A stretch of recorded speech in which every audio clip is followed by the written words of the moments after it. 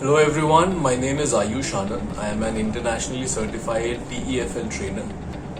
I've been teaching English for quite some time now in Vietnam, Indonesia, Nepal, and of course in India as well. So, today we are going to talk about IELTS, how to crack it, what it is, and what are the key elements that can help you to crack IELTS and of course give you more than 7 bands. Just by following this video, you can easily get more than 7 bands. Alright, so let's begin. So, first and foremost, there are 4 modules in any language in this world. Similarly, with English also, there is reading, listening, reading, and writing. So, the first thing that you're going to get in your IELTS exam is listening, then there will be reading, then you will have writing. Speaking is something that depends on the date. Either you get it after this LRW that we call, after the LRW date, or it could be before. It's up to you. You can choose that. So speaking is on another date and the LRW is on a particular date. Okay. So IELTS test is, again, there are 2 types of it. There is academic and there is general. So if you're going to a particular country in order to pursue your education or higher studies or whatever it is, then whatever in terms of studies only, then it's academic that you have to give. And when you're going for official or professional basis for a job, then it is general that you have to give. Alright, so these two have different patterns in terms of their reading and writing. Okay, so let's begin. First of all, there would be listening. In listening, you will get a paper and there would be a recording for almost 30 minutes. Alright, so within this 30 minutes, there would be 4 parts, and first part has a dialogue, second part would be a monologue, then third part again there would be a dialogue, or there could also be 3 people talking, and then again the fourth part there would be a monologue, 1 person talking, and the difficulty level would increase with each and every part. Alright, so the most important thing here is that you have to practice listening to all these different languages, different accents of the native speaking countries. So you should be aware of how the Americans speak their English, the Canadians, the Britishers, and also Australians, New Zealand, and sometimes South African or Irish English is also used. But predominantly there would be US English, Canadian, and British English. So this is something you must have an ear for. Also there is this really popular method called the prediction method. So what is the prediction method? You just have to follow the keywords. So before the recording starts, you will get the paper, you will have 10 minutes to read that. Just mark all the keywords, after which that you know that the answer would be there. Alright, so just mark all the keywords and then just write any random answer that you feel like. There would be blanks, just mark any random answer. For multiple choice questions, just mark any particular answer and then forget that.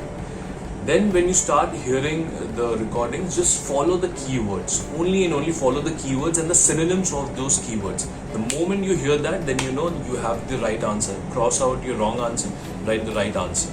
Alright, so this is a really great method.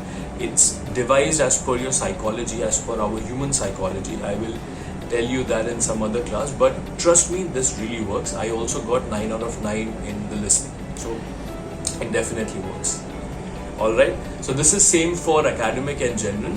Then we come on to reading section. Reading is different for academic and is different for general. In general, there would be 5 different sections. In academic, there would be three sections. So 3 long passage are there in academic, and in your general there are different kinds of sections. So 5 are there. So sometimes it's ads, sometimes it's bullet points, and the last section would be a long passage. Alright, so the markings are done in a different way. So there are marking criteria that will be there. So reading is something that you have to develop a habit. The faster you read, the better it is for you. Alright, so the key points here are skimming and scanning, and of course marking the keywords. First and foremost, you have to read all the questions. Okay, don't just go on to reading the passage and then the questions. It doesn't work like that. Just go for the questions, mark the keywords in the question. Okay, only the important points in the question, and you should know what they're asking, exactly what they're asking. Once you have marked everything, then go back to the passage, then just skim. Okay, you don't have to get into the details and read each and everything. You just have to skim. Keep in mind the keywords that you have marked. The moment you get the keyword or a synonym, so reading is all about synonyms. You should know your synonyms. So the moment you get your synonym related to that word which is there in the question, then stop there and then just find the answer in detail. There would be hardly in 1 or 2 lines. Okay, not more than that. So just try to find the correct answer. The moment you get that, you mark the answer. Remember, 90% of the time, the exact word that you're going to get in the question, and if you get that word in the passage, it's going to be the wrong answer. Okay, 90% of the time. Sometimes they do confuse you and give you the right answer and make it as simple as possible. But 90% of the time, if you get the exact word matching in the passage which is there in the question, don't look out for the answer there. It's not there. Okay, so that is there for reading. Of course, there are many different kinds of questions in reading, and for that you need practice. And every section of reading and different types of questions have a different strategies. All right. So one I'm going to tell you now, because this is something that you do have to practice, and you do need to understand how each and every question works. So for the heading, so there is a question called mark the headings. For that, only look out for the first line of the paragraph and the last line of the paragraph. That is where you are going to get your answer, and at the max you can go on to the second line. So the first line, then you go for the last line, you will get your answer within that.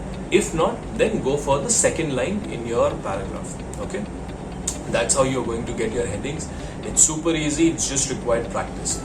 So listening and reading is something that comes only and only by practicing. The more you practice, the better it is for you and for your whole life. Then we come on to the writing section. Here also academic, you have one data representation and an essay. In general, you have letter writing and an essay. Okay, so writing is something you definitely need some guidance. There should be someone who is there to help you out at every step. But if you know how to write, then I'm going to give you some key tips here that keep it as simple as possible. Okay, the simpler you write, the better chances you have. Try to use vocabulary where it's appropriate. Okay, just don't blast all these bombarding words and just try to make it as big as possible. It's not required. Just use appropriate vocabulary in the apt places. All right. And then comes your linking words. Linking words are really important. Words like however, therefore, thus, moreover, furthermore, all these are your linking words. Put a comma before that, comma after that, and then make these sentences using the linking words. Use different kinds of sentences in terms of the structure. Complex sentences, compound sentences, complex compound sentences, passive sentences, your conditional sentences. Right? You can also use assertive sentences, imperative sentences, but use different kinds of sentences. The more variety you use, the better chances you have. Okay. So writing is like that. Then comes your speaking. In speaking, there are 3 types. So 3 types in the sense 3 parts are there. So first part will be introductory. They will be asking some questions to you, just normal random questions about your life, your hobbies, and things related to that. They would come on to anything particular. So speaking is hardly 10 to 12 minutes, not more than that. So they will analyze how well you speak and how fluently you speak within that short span of time. So it of course requires a lot of practice. So speaking, you should work on your fluency, your hesitations like in between. So instead of saying you can just say just close your mouth. So this is a natural filler that a lot of native speakers use. It's naturally there in there. So we have to do that if you have to crack this particular test. use a lot of natural fillers. Don't try to force yourself and think too much. Okay, don't waste a lot of time. You just have to be a quick response. All right. So in case if you want to think about something and you want to catch your thoughts, just say this is a really good question, or this is a really tricky question, this is a really difficult question, however you want, and then just say, please allow me some time to borrow. Please allow me to borrow some time, sorry, and let me think over it. Alright, so just say these words and then you can think for an answer. Keep your answers precise, don't make it too long, and always come to the point. Okay, just you should know what they have asked you and what is the appropriate answer to that. Just don't go haywire. Okay, so this is really important. Idiomatic expressions are very important in your speaking. That will like boost your band score above 7 or 8 as well. Okay, use it as many idiomatic expressions as possible. Your idioms, your proverbs, your phrasal verbs are there. You can use quotations also, binomials, trinomials. Use as much as possible. Okay, then of course linking words also play a really critical role in your speaking. They come in handy once you have understood and learned them.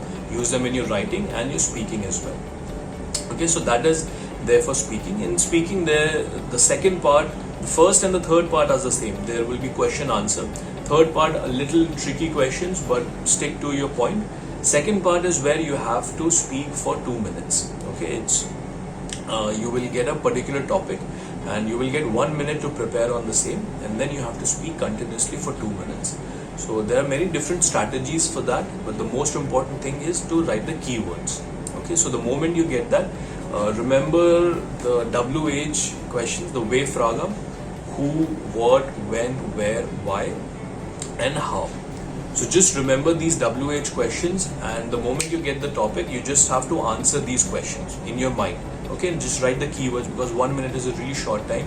Don't write everything, just write the keywords and write whatever you can remember.